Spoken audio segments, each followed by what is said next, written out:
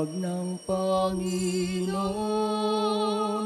Buong bayan ngayon'y nagtitipon upang pagsaluhan ng kaligtasan, handog ng Diyos sa tanan.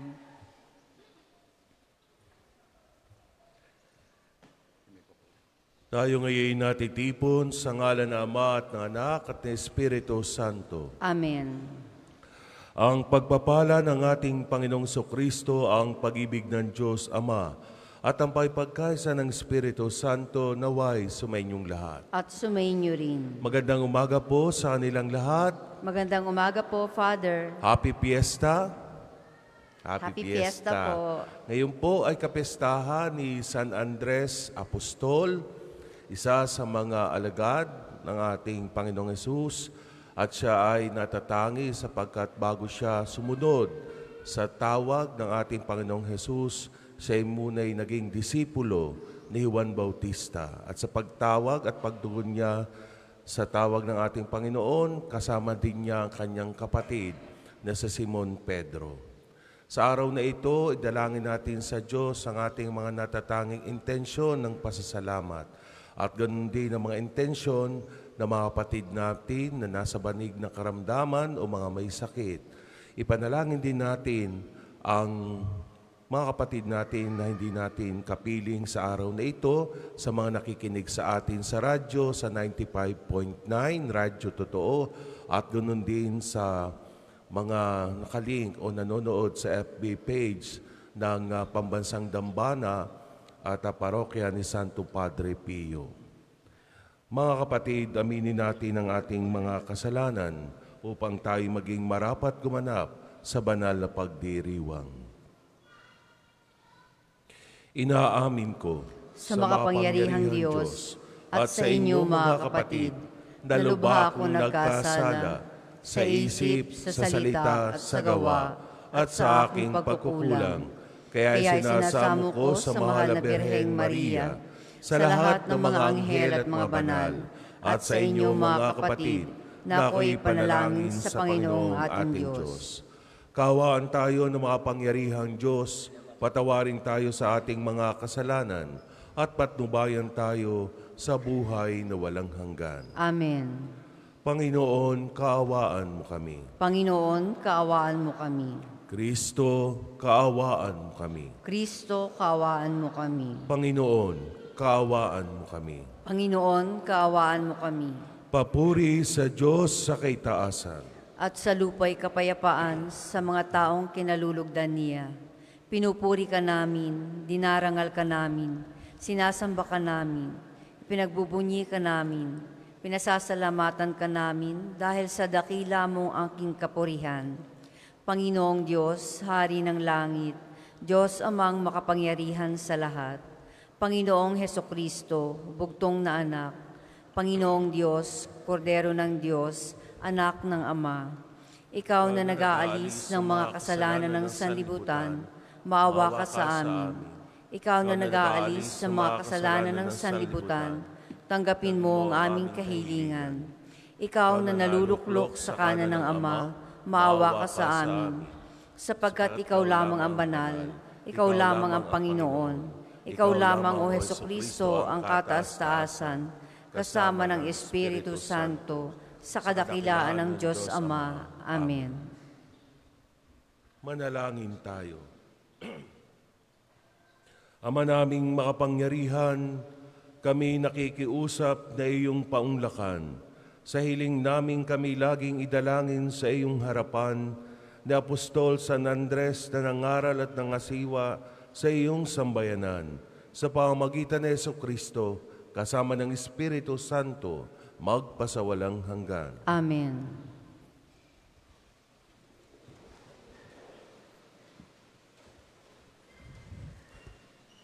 Pagbasa mula sa sulat ni Apostol San Pablo sa mga taga-Roma.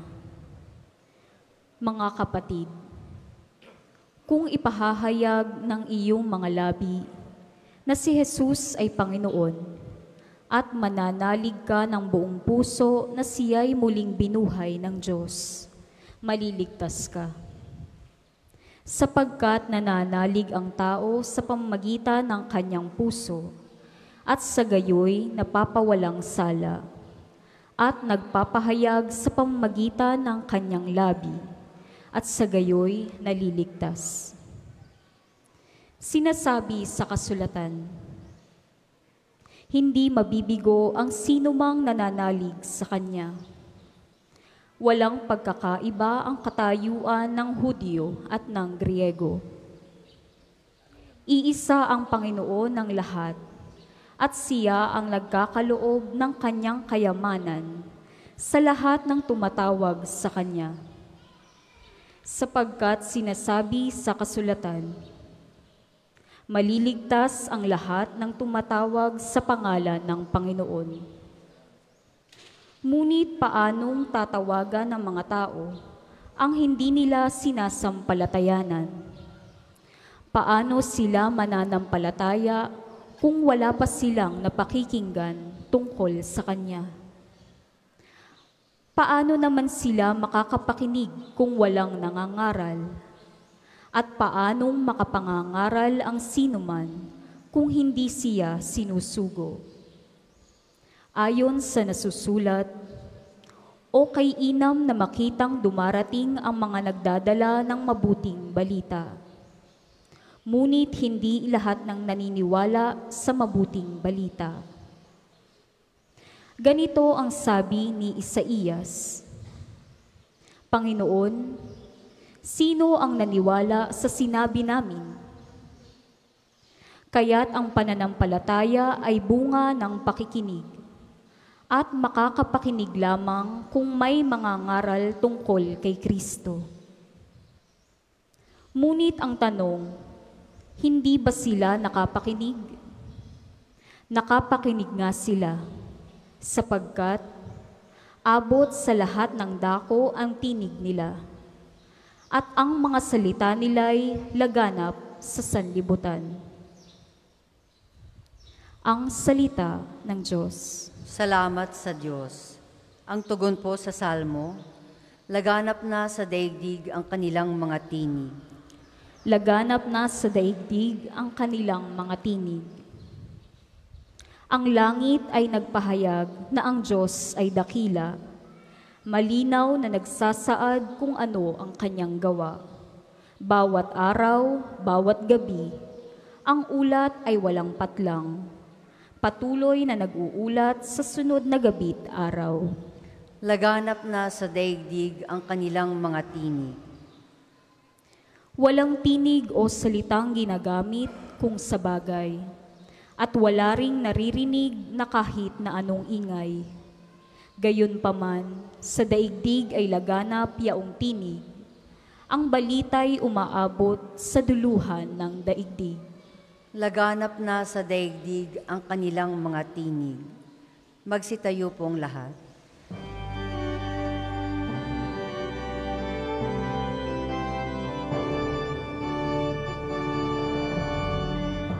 Hallelujah, hallelujah, hallelujah, hallelujah, hallelujah, hallelujah, hallelujah.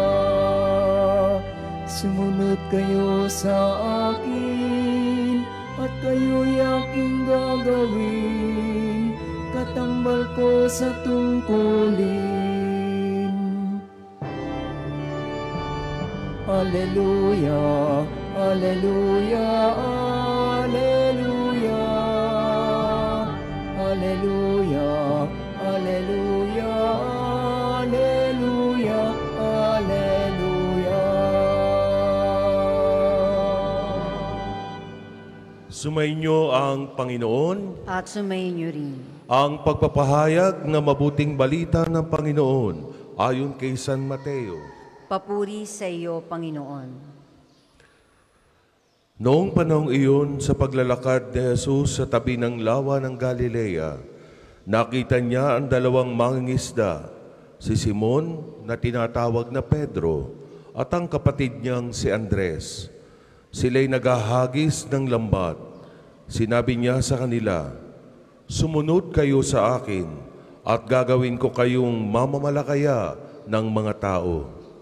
Noon di iniwan nila ang kanilang mga lambat at sumunod kay Jesus. Nagpatuloy siya sa paglalakad at nakita rin niya ang magkapatid na Santiago at Juan, mga anak ni Zebedeo.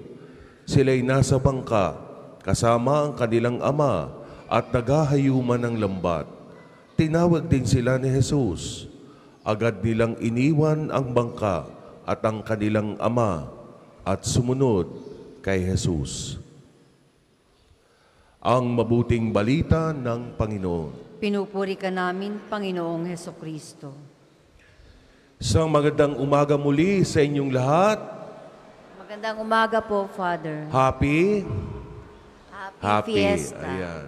Happy Fiesta.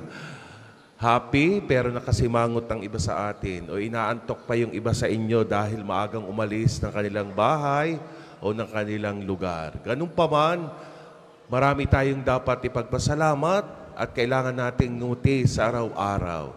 Lalo ngayon na nagkakatipon tayo muli sa pambansang dambana ni Santo Padre Pio.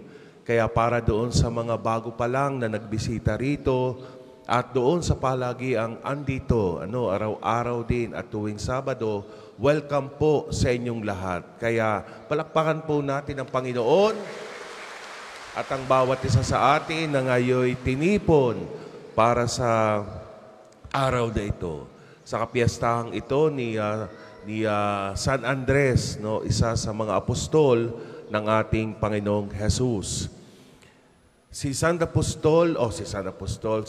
Andres ay isang mangingisda, ordinaryong mangingisda, at siya ay kapatid ni Simon Pedro. Pero bago siya naging alagad, ay naging disipulo muna siya ni San Juan Bautista.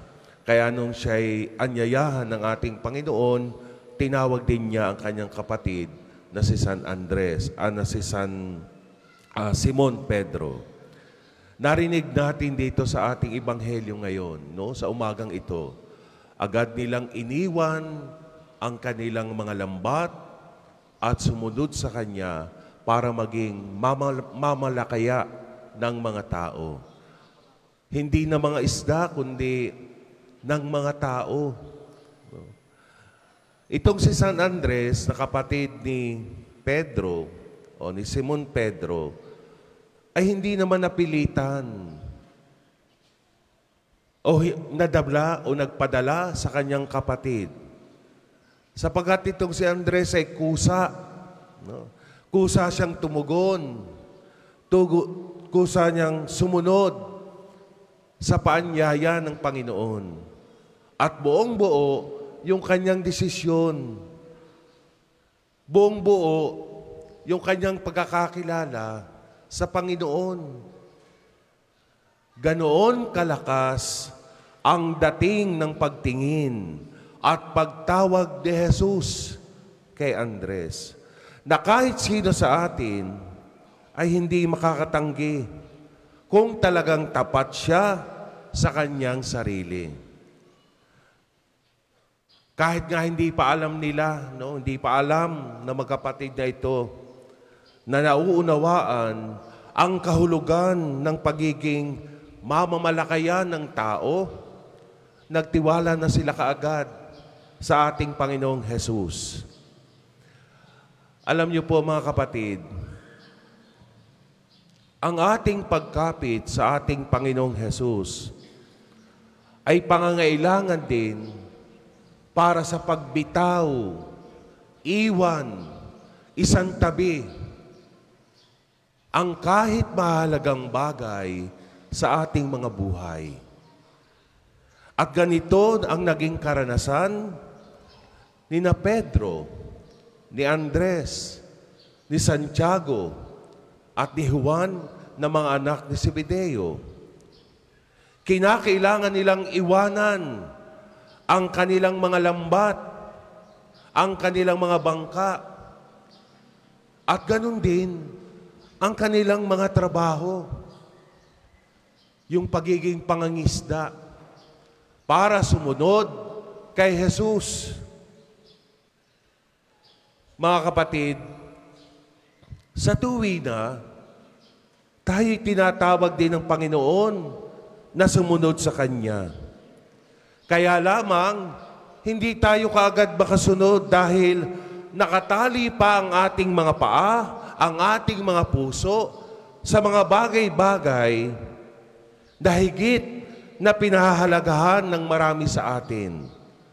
Nariyan ang kayamanan, ang kapangyarihan, ang mga layaw ng katawan. Kailangang ang pagsunod kay Jesus ay pagtanggi sa anumang maaaring makahadlang ng ating totoo at tapat na pagtawag sa Kanya. Kailangan natin ng sakripisyo. Kailangan natin yung paglimot. Walang masasayang. Higit ang biyaya kung pipiliin si Jesus. Hindi naman kinakailangan ay mga malalaki at extravagant na pagsunod para makita ng ating Panginoon kung paano tayo nagre-respond doon sa Kanyang mga tawag. Sa mga maliliit na bagay ng ating buhay, pwede tayong sumunod sa Kanya. Sa ating mga sarili na lamang sa araw-araw, paano nating mapapatunayang sumusunod tayo sa ating Panginoon, sa ating mga gawa, sa ating mga kilos, sa ating mga pananalita. Masasalamin sa bawat sino man sa atin na sumusunod tayo sa kagustuhan ng Diyos, sa kagustuhan ng ating Panginoon. Ay marami sa atin sa araw-araw na ginawa ng Diyos, palagi na lang nakikimarites doon sa kapitbahay. Kahit lipas na si Marites, bago tumilaok ang manok, ando na sa tambayan, ando na sa tindahan. Yung balita sa kabilang kanto, alam na doon sa dulo. Ay yung mga ama ng tahanan, mas maagang hinahaplos ang kanilang mga manok kaysa haplosin ang likod o balikat ng kanilang mga asawa. O, yung mga sabungero dyan.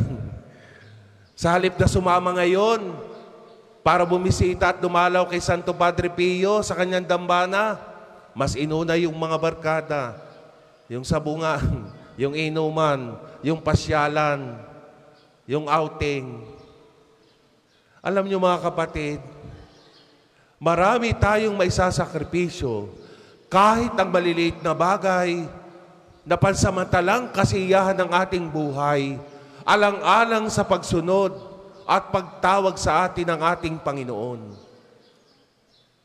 Hindi lang yun nakakahon, yung colleague sa mga katulad naming religious, yung mga nagpapari, mga nagmamadre. Lahat tayo, kahit lay ka, meron tayong pagtugon dahil masasalamin sa mga buhay natin ang kabutihan, kagandahang asal, pagiging tapat, pagiging totoo mo sa iyong trabaho, sa iyong mga kasama sa trabaho, at sa kung saan ka tinawag maglingkod. Ganun ang pagsunod natin. Magagawa at magagawa natin ng maayos, may katapatan, may kabutihan. Ang katotohanang pinili ni Jesus ang kanyang mga alagad sapagkat mayroon silang kahandaang mahubog at maturuan. Bukas yung kanilang mga kaisipan, bukas ang kanilang mga puso, at walang anumang yabang at pagmamataas na meron sa kanila. Hindi nila kailangang ipagmayabang o ipagmalaki kanino man yung pagtawag sa kanila ni Jesus. Batid ng mga alagad na ito na bago sila pumulaot upang mamalakaya hindi ng isda kundi ng tao, kailangan muna nilang matuto ng mga bagay-bagay sa pamamagitan ng kanilang natatanging katangiang magtiyaga, makinig sa ating Panginoon. Kaya lahat tayo, meron tayong kakayahan. Meron tayong oras. Meron tayong panahon para makinig, matuto, mahubog, magbago tayo sa ating mga gawi, sa ating mga asal. At sa mga ganong paraan, unti-unti, sumusunod tayo at nakikinig sa tawag ng Panginoon. Mga kapatid, kapag tayo'y tumugon doon sa tawag ng Diyos, anumang galing, anumang talino na meron tayo, ay siyang gagamitin ng Diyos ngayon. Kung dati, ginagamit mo ang galing na ito sa pansariling layunin lamang o yung mga nais mo lamang, kapag tinawag ka ng Panginoon, gagamitin mo ito ngayon kapag para sa Kanya at sa pagpapalaganap ng Kanyang kaharian. Kung isa kang doktor ngayon o noon, ngayon, kapag tinawag ka ng ating Panginoon, hindi ka lamang doktor ng katawan o pisikal. Ngayon, pati ang kaluluwa ng iyong kapwa ay makapagpapagaling ka. Kung dati kang guro, ngayon, tagapagturo ka pa rin. Subalit tagapagturo ng aral ng Diyos at tagahubog ayon sa imahe ng Diyos. Kaya anuman ang estado natin sa buhay, anuman ang katayuan natin sa mga panahon ngayon, mayroon tayong kakayahan. Ang panawagan lang sa atin, magsakripisyo. Ang panawagan lang sa atin, maisang tabi ang mga gawa kung saan tayo'y nagkakasala at nahuhumaling upang talikuran ang panawagan sa atin ng Diyos. Muli, my dear brothers and sisters, ngayong kapistahan ni San Andres Apostol, isa sa natatanging apostol ng ating Panginoon, kung paano siya tumugon sa tawag ni Jesus. Ipanalangin natin sa tulong ni San Andres na tayo rin, ang bawat isa sa atin, ay tinatawag ni Jesus na sumunod sa Kanya. Ano man ang katayuan, ano man ang estado na meron ka ngayon. At kung kayo'y tatanungin ko, handa ba kayong sumunod sa Kanya at kalimutan o talikuran ang sarili nating mga kagustuhan alang-alang kay Kristo? Kaya niyo po ba? Kaya? Parang ang iilan yata ang kayang sumunod sa tawag ni Jesus. Kaya niyo bang magpakabuti? Di ba? Kaya niyo bang magpakabanal? O, di ba labas sa ilong? Lahat tayo. May kabutihan na tayong taglay. Ang kailangan natin ay gawin, kumilos, at ipagdasal sa Diyos na magagawa natin ito. Sapagkat anumang kabutihan at kabanalan na pagtugod natin sa Diyos, ang kabutihan ng Diyos ang bahalang magbigay at magbalik kung totoo tayo at tapat sa Kanyang pagsunod. Amen. Amen. Magsitayo po lahat. Kala ko linggo, magsiupo ang lahat. Para po sa mga maghahandog ng sobre, pakihulog na lamang po sa buslo. O Diyos, awang di mabilang, tanggapin mo yaring aming alay, gawin ito bilang tanda ng aming kaligtasan. Narito, O Ama, alak at tinapay, uhalang umat ng aming paggawa. Magsitayo po ang lahat. Manalangin kayo mga kapatid upang paghahain natin kalugdan ng Diyos, amang makapangyarihan. Tanggapin nawa ng Panginoon itong paghahain sa iyong mga kamay, sa kapurihan niya at karangalan, sa ating kapakinabangan at sa buong sambayanan niyang banal. Ama naming lumikha, pagbigyan mo kami upang sa aming mga alay na inihahain namin ngayong kapistahan ni San Andres ay maging kalugod-lugod kami sa ginagawang paghahanda at mabuhay kami sa pagtanggap sa iyong kaloob sa pamamagitan ni Jesucristo kasama ng Espiritu Santo magpasawalang hanggan. Amen.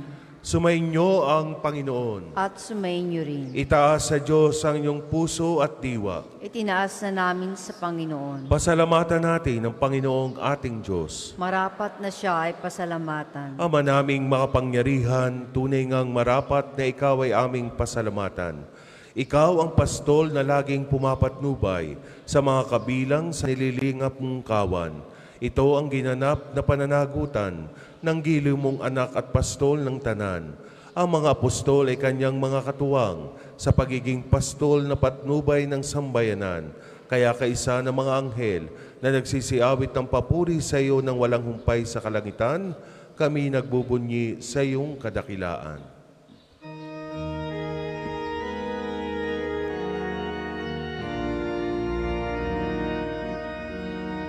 Santo, Santo, Santo, Panginoong Diyos ng mga hukbo, napapuno ang langit at lupa ng kadakilaan mo. Hosana sa kaitaasan, pinagpalang na paririto sa ngalan ng Panginoon. Hosana sa kaitaasan.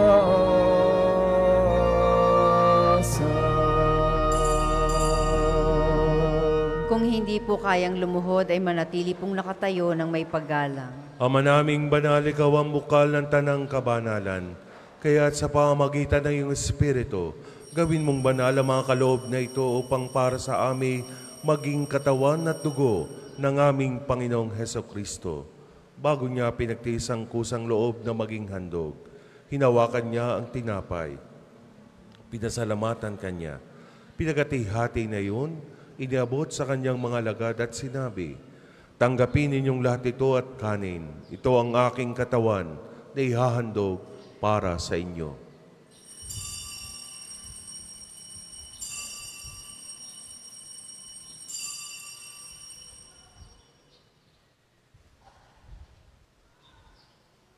Gayon din naman nung matapos na ang hapunan, hinawakan niya ang kalis, muli kanyang pinasalamatan.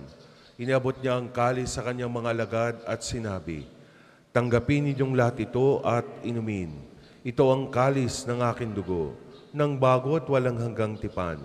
Ang aking dugo na ibubuhos para sa inyo at para sa lahat. Sa ikapagpapatawad ng mga kasalanan, gawin ninyo ito sa pag-alaala sa akin."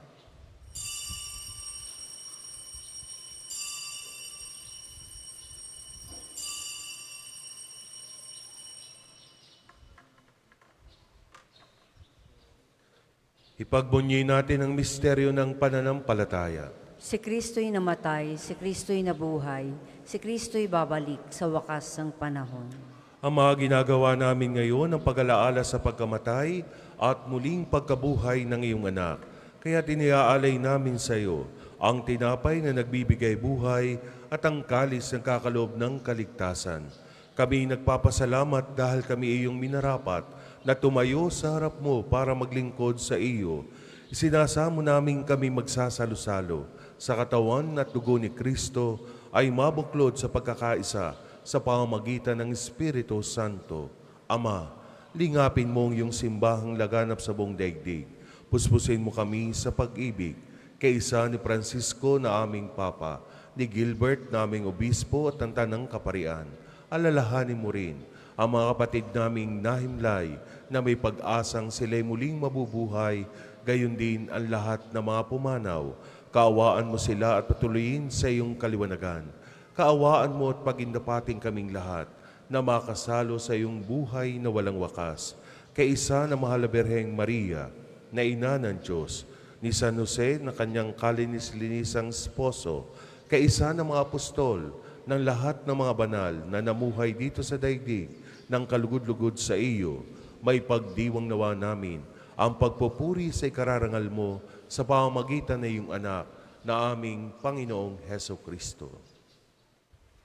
Sa pamamagitan ni Kristo, kasama niya at sa Kanya, ang lahat ng parangal at papuri ay sa iyo, Diyos Amang makapangyarihan, kasama ng Espiritu Santo, magpasa walang hanggan.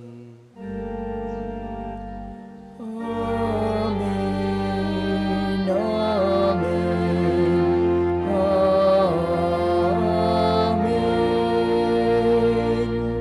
Sa tagubili na nakagaling na utos at turo ni Jesus na Panginoon natin at Diyos, ipahayag natin ang lakas loob.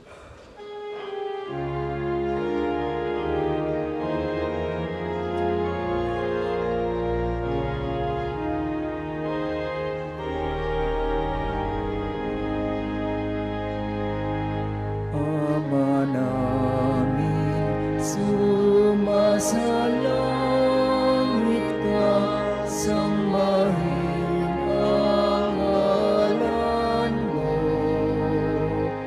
Mapasa amin ang kaharian mo, sundin ang loob mo. Dito sa lupa para nang sa langit.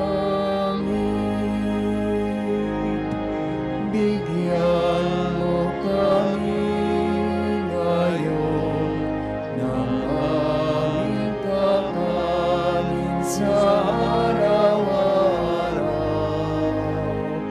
At patawarin mo ang aming mga sala para ng pagpapatawad namin sa nakakasala sa amin. At huwag mo kaming ipahintulot sa tukso at iadama kami sa lahat ng masama.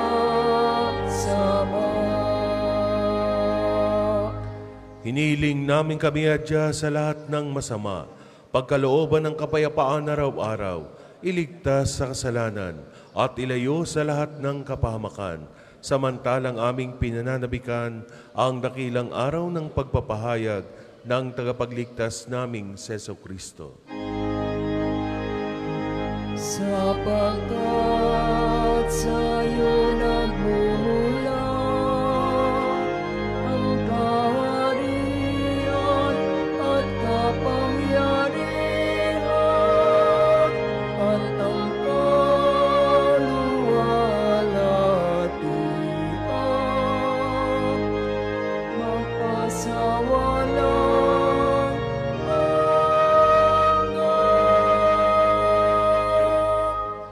Panginoong Jesucristo, sinabi mo sa iyong mga apostol, kapayapaan ang iniiwan ko sa inyo. Ang aking kapayapaan ang ibinibigay ko sa inyo.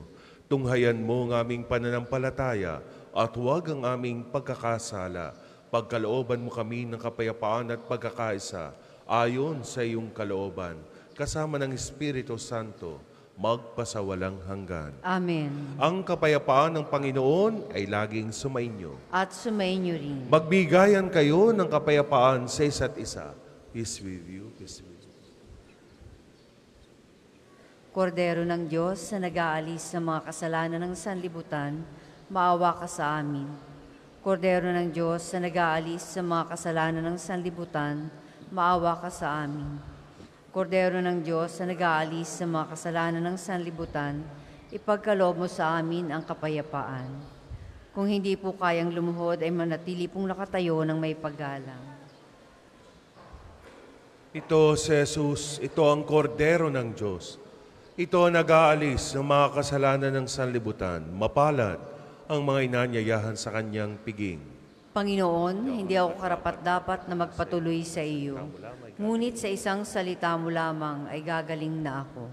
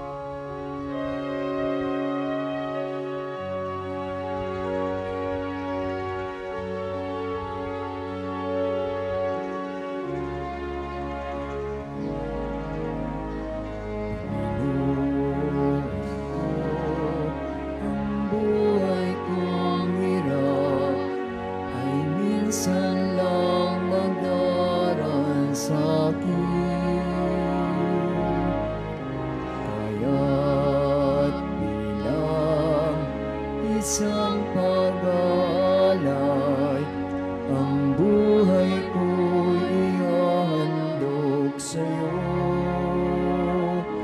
Katulad ko'y marami ang tinawag mo upang humayo't maglingkod sa ngalan mo.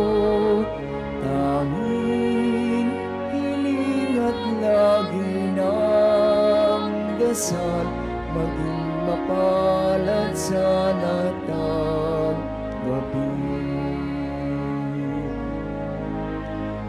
Turuan mo maging bukas palad at matutong mabuhay ng banal.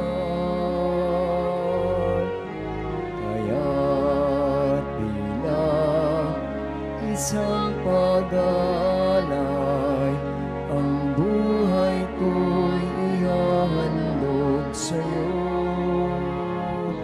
Katulad ko'y marami ang tinawag mo upang humayo't maglingkod sa ngalan mo.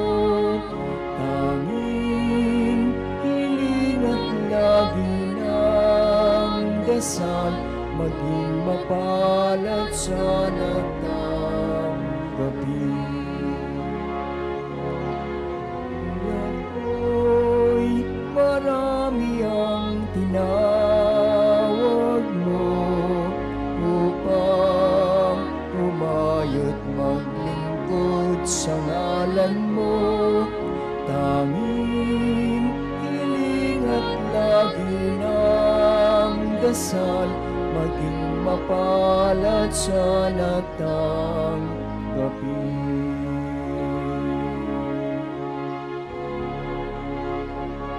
Aming pangarap ko, sana'y bigyang daan.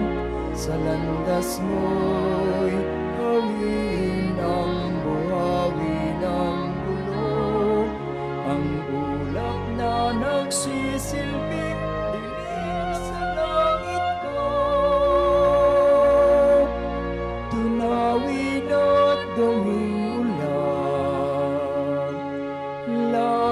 sa buhay kong tigang, mula sa pagkakasanlak, ako'y muling ibangon mo at umasa ka.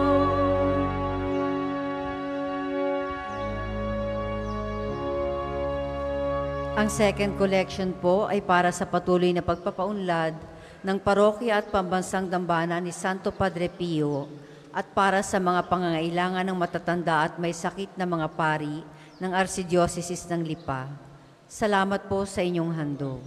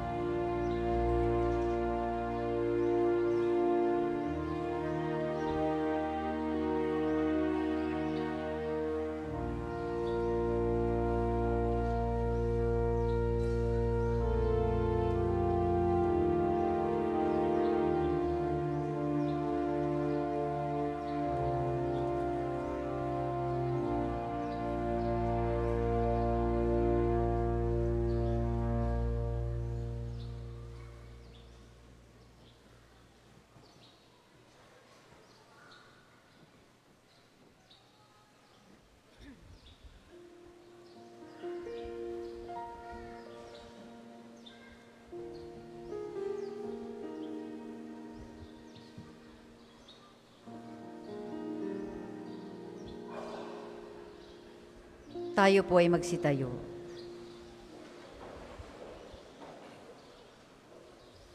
Manalangin tayo. Ama naming mapagmahal, ang banal na pakikinabang ay magpalakas nawa sa amin upang ayon sa halimbawa ni Apostol San Andres, kaming mga umaako sa kamatayan ni Kristo ay pagindapating mamuhay ng maluwalhati kaysa niya sa piling mo, sa pamamagitan niya kasama ng Espiritu Santo, magpasawalang hanggan. Amen. Panalangin ng pagtitiwala kay Santo Padre Pio. Padre Pio, taga Petrelcina, mongheng banal, pintakasing santo ng milenyong kasalukuyan, gabay namin sa pagtahak sa landasing makalangit, takbuhan sa pangangailangan, huwaran ng pagtitiis. Sa iyo namin inilalapit aming mga kagipitan. Sa iyo po ibinibilin kalusugan at kabuhayan.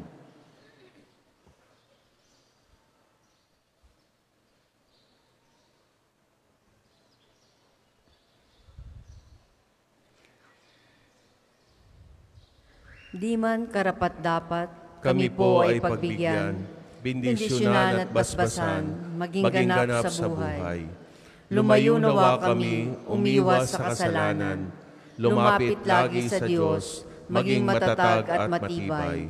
Sa mabuting balita ng pagliligtas, turuan mo kami nawa sa tuwina ay makinig, magnilay at sumampalataya. Amin pong pakiusap itong mga kahilingan, puso ay nagsisisi, nagtitikang taimtiman, di na muling magkasala, sunod lagi sa Diyos Ama, kaysa ng Espiritu at ni Jesus na tagapamagitan. Amen. Magsiupo po ang lahat. Mga patalastas, una sa inyong pagdalaw sa pambansang dambana, mangyaring pakaingatan ng inyong mga personal na gamit. Hangad namin ang isang matiwasay at maayos na pagbisita sa National Shrine. Ikalawa, bilang pagtugon sa patuloy na pagdami ng mga bumibisita sa pambansang dambana, simula po ngayong Disyembre ay magkakaroon tayo ng karagdagang misa mula Lunes hanggang Sabado. Ang mga bagong oras ng misa ay makikita nyo po sa ating screen.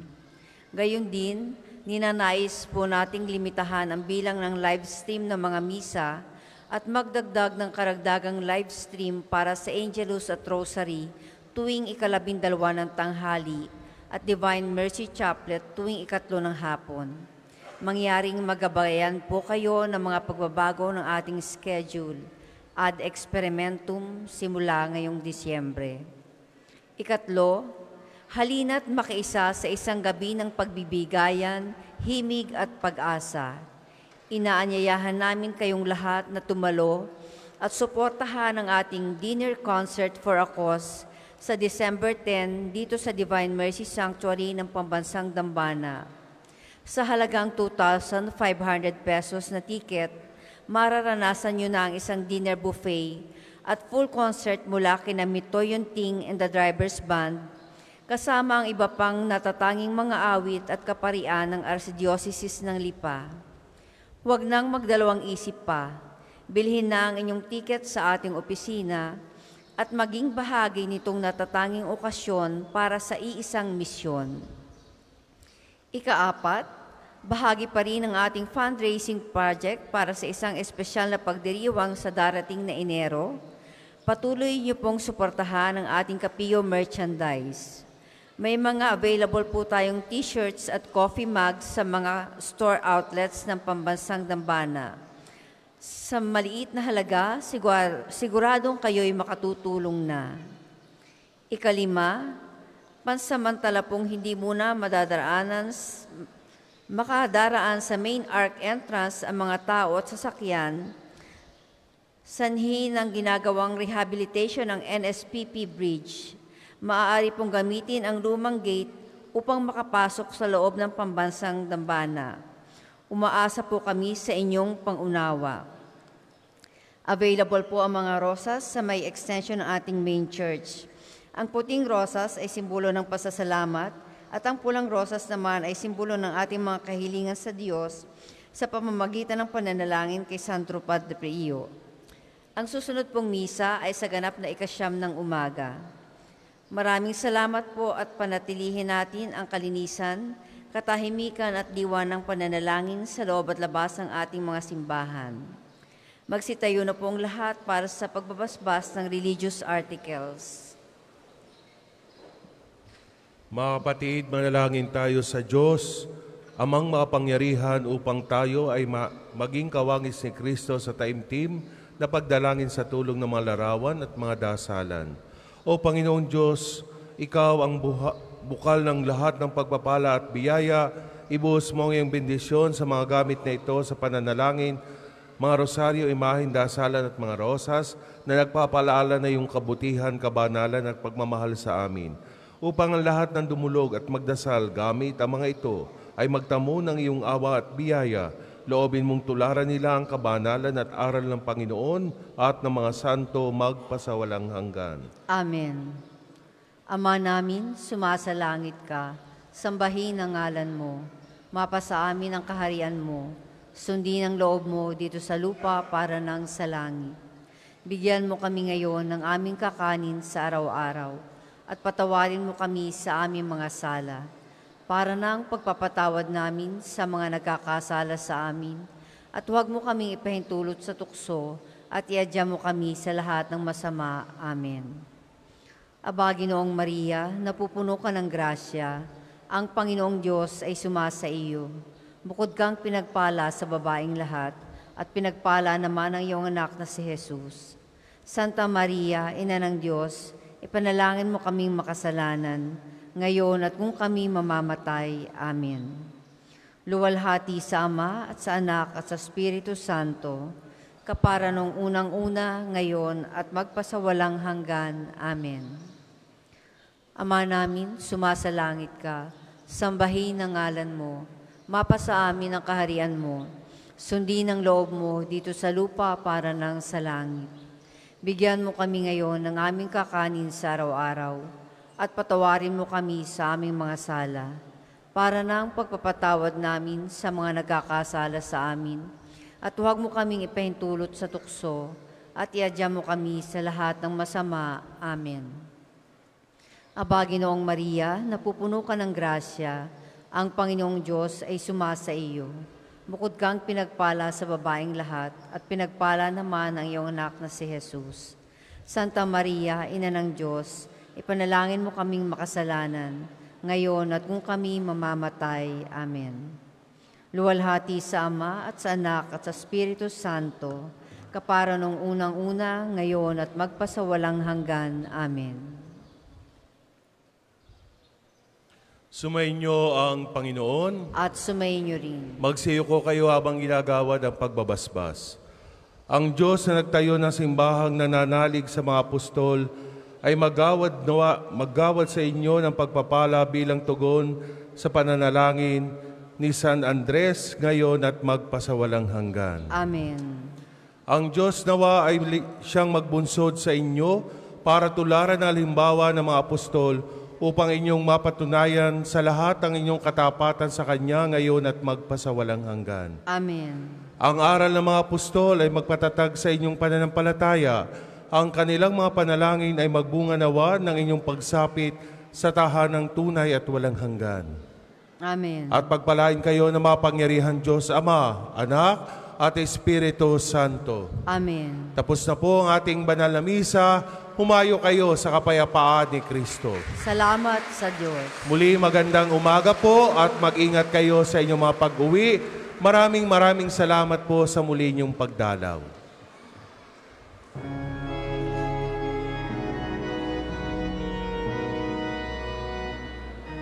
Mayo kayo at gawing mga alagad ang lahat ng mga bansa.